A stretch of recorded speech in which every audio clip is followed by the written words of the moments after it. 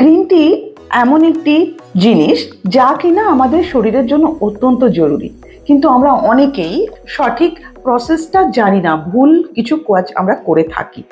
তো যাই হোক, আমি যেটা বলবো, গ্রিন টি কখন কখন খাওয়া উচিত সেটা তো অবশ্যই বলবো। তার আগে একটুখানি আমি বানিয়ে নিয়ে আপনাদের সাথে কথাটা বলি।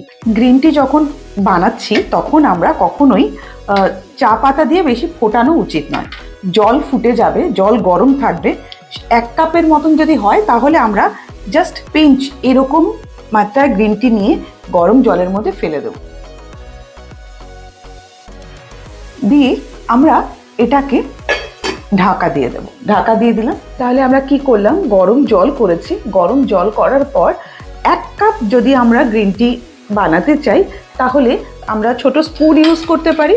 ছোট স্পুনের হাফ নিয়ে, মানে গ্রিন টি লিফ টিটা নিয়ে জলের মধ্যে দিয়ে ঢাকা দিয়ে দেবো। তারপর সেটাকে আফটার 5 মিনিটস সেই জলটাকে ছেঁকে আমরা খেয়ে নেব।